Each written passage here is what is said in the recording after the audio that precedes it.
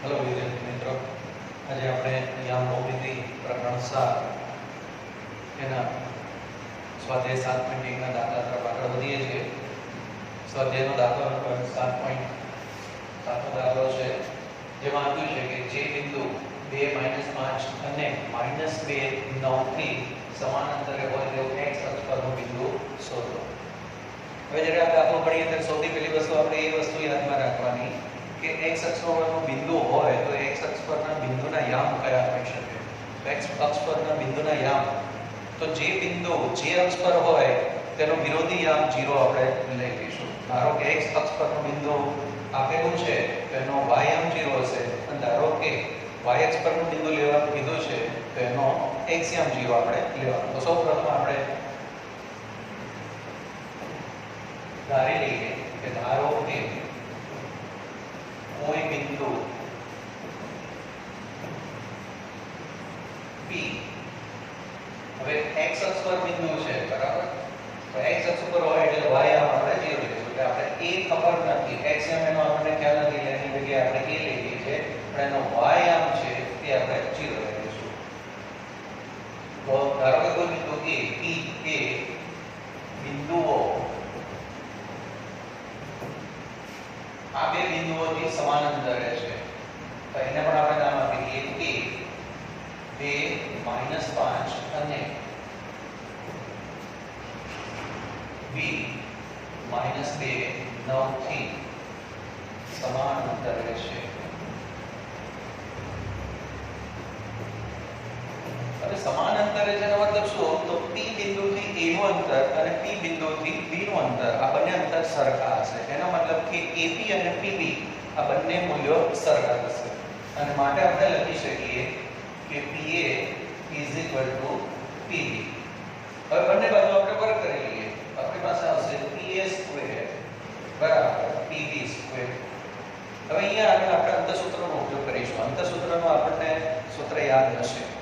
તો જે બે બિંદુ વચ્ચેનું અંતર શોધવું છે તેના x યામોનો તફાવત લઈને એનો વર્ગ કરીને, ત્યારબાદ y યામોનો તફાવત લઈને એનો વર્ગ કરીને, એનો સરવાળો કરીને એનું આપણે વર્ગમૂળ લઈએ. પણ વર્ગમૂળ નિશાની આપણે હંમેશા ન કરવી પડે, એટલા માટે આપણે અહીંયા અંતઃસૂત્રની જગ્યાએ આપણે pa² વાપરીશું, જેથી કરીને વર્ગમૂળ નીકળી ગયું. તો હવે અહીંયા બંને તરફ આપણે pa અને pb એના અંતઃસૂત્રનો ઉપયોગ કરીને આપણે કિંમતો મૂકી દઈએ. તો હવે અહીંયા a - 2 થશે, તો a - 2, તો a માંથી 2 બાદ કરીએ x યામોનો તફાવત એનો વર્ગ વત્તા y યામોનો તફાવત. તો હવે અહીંયા એક વસ્તુ યાદ રાખજો કે આ માઈનસ આવે છે એટલે એને આપણે કૌંસમાં અવશ્ય મૂકીશું. તો 0 માઈનસ આ માઈનસ જે આવી છે સૂત્રનું માઈનસ આવી છે. હવે અહીંયા આગળ આપણી પાસે 5 માઈનસ છે એટલે એને આપણે કૌંસમાં મૂકીશું, જેથી કરીને ગણતરી સાદુરૂપ આપતી વખતે આપણે ભૂલ ન પડે. તો x યામોનો તફાવત એનો વર્ગ, y યામોનો તફાવત એનો વર્ગ અને એનો સરવાળો. એ જ રીતે p અને b બિંદુ વચ્ચે, તો હવે અહીંયા p ના યામ, તો હવે અહીંયા b યામ છે માઈનસમાં આવે છે, તો આપણે a -2 આપણે અહીંયા કરી દીધા. તો અહીંયા b નો x યામ -2 છે, તો એનો આપણે વર્ગ મૂકી દઈએ, વત્તા હવે y યામનો તફાવત 0 - 9, તો 0 - 9 એનો વર્ગ. ઓકે, તો અહીંયા આગળ x યામોની બાદબાકી, y યામોની બાદબાકી, એનો વર્ગ કરીને એનો સરવાળો કર્યો છે. અહીંયા આગળ x યામોની બાદબાકી, y યામોની બાદબાકી, એનો વર્ગ કરીને એનો સરવાળો કર્યો. હવે ફક્ત ને ફક્ત આપણે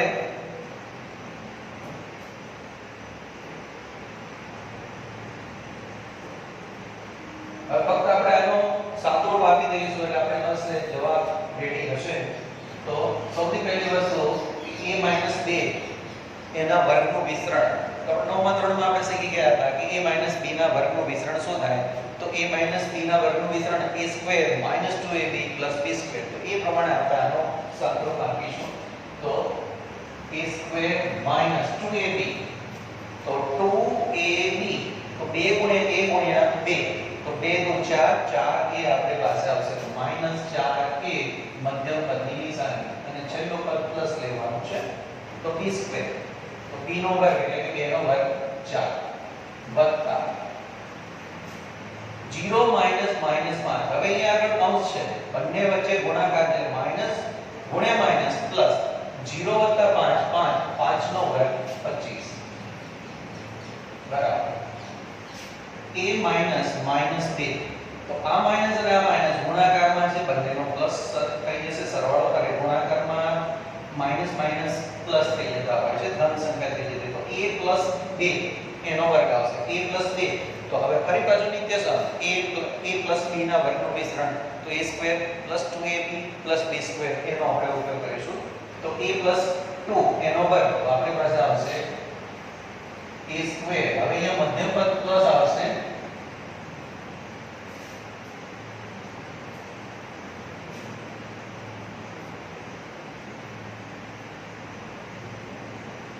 तो ये मध्यम पद माइनस आएगा, यहाँ मध्यम पद प्लस આવશે 4a प्लस 4 અને વત્તા 9 માં 0 માઈનસ 9.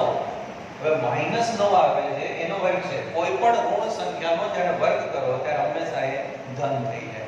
તો એ પ્રમાણે 9 નો વર્ગ થશે, 9 નો વર્ગ કેટલો થશે? તો 81. હવે આપણી પાસે આ એક સાદુરૂપ આવી ગયું છે. હવે આને a સ્ક્વેર વાળા પદો છે, બંને તરફ નિશાની છે, અથવા તો બધું એક તરફ આપણે લઈ આવીએ તો a square plus a square છે, માઈનસ a સ્ક્વેર થઈ જશે, માઈનસ 4a પ્લસ 4a એટલે માઈનસ 4a થશે, પ્લસ 4 પ્લસ 25 માઈનસ 4. આ જે પ્લસ 4 હતા તો બરાબરના ચિહ્નની આ બાજુ લાવો એટલે માઈનસ 4 થશે. એ રીતે પ્લસ 81 છે, માઈનસ 81 થશે. બધાય પદ એકવાર ચેક કરી લઈએ. a square minus 4a plus 4 plus 25, a square minus plus 4a minus 4a plus 4 minus 4 plus 81 minus 81. હવે આ બધું આ બાજુ લાવી દીધું એટલે આ બાજુ શું બચ્યું? કશું જ નહીં, એટલે ઇક્વલ્સ ટુ 0. આટલે સુધી સમજ પડી ગઈ હશે. હવે જે પદો સજાતીય છે અને એની નિશાની વિરુદ્ધ છે તો એ પદોને આપણે કેન્સલ કરીશું, કારણ કે એ ઉડી જશે. તો આ બંને પદ કેન્સલ થશે, a square minus a square 0 થઈ ગયા. હવે આ બંને સજાતીય પદો છે પણ બંનેની નિશાની સરખી છે, માટે બંનેની નિશાની જો સરખી હોય તો આપણે શું કરીએ છીએ? તો બંનેની નિશાની જો સરખી હોય તો બંનેનો સરવાળો કરવાનો, બંનેની જે નિશાની હોય તે મૂકવાની. તો અહીંયા માઈનસ એટલે આપણે માઈનસ મૂકી દઈશું, 4 ને 4 8. હવે તો અહીંયા પ્લસ ચાર્જ છે, અહીંયા માઈનસ ચાર્જ છે, એને વચમાંથી દૂર કરી દઈએ જેથી માઈનસ 4 માઈનસ 8 a અને 25 પ્લસ છે અને માઈનસ 81 છે. માઈનસ 81 અને પ્લસ 25 બંનેની નિશાની જુદી છે, એટલે આપણે બંને નિશાનીઓ જો અલગ હોય તો મોટામાંથી નાની સંખ્યા બાદ કરીશું અને મોટાની નિશાની મૂકીશું. આમ આપણી પાસે 81 માઈનસ 25 અને બાદબાકી કરતા આપણને મળશે 56. હવે 56 ની નિશાની કઈ લેવી? તો મોટાની નિશાની, તો મોટું કોણ છે? 81 છે, માટે આપણે માઈનસ 56 લઈશું અને જવાબ આપણી પાસે આ બાજુ કશું વધ્યું નથી એટલે 0. બંને સંખ્યાઓને બીજી તરફ લઈ જઈએ એટલે આપણી પાસે આવશે 0 બરાબર 8a વત્તા 56. સાદુરૂપ આપીએ, 56 ને બીજી તરફ લઈ જઈએ તો 8a બરાબર -56 અને માટે a બરાબર, હવે 8 છે એ ગુણાકારમાં છે, એ શું થશે? તો a બરાબર -56.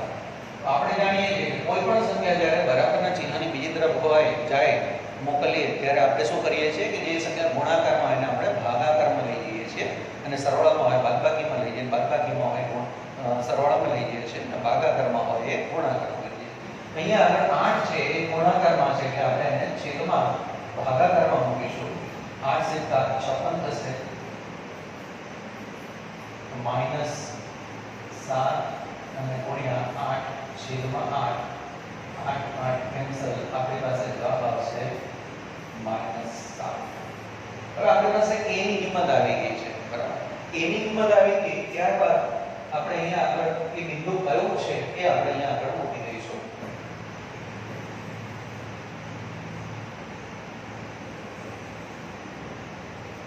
આપણી પાસે બિંદુ છે a. અહીંયા આગળ તમે નજર કરશો તો તમને ખ્યાલ આવશે કે x અક્ષ પરના બિંદુની આપણે વાત કરીએ છીએ. એ લખી દઈશું કે આમ x અક્ષ પરનો બિંદુ P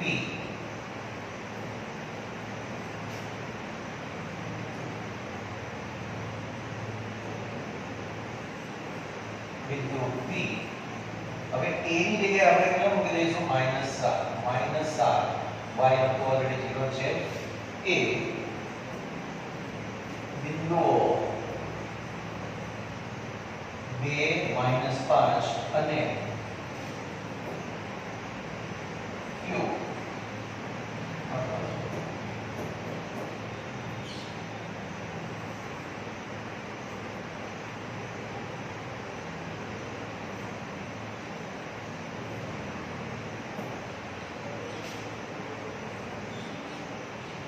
-2 9 થી સમાન અંતરે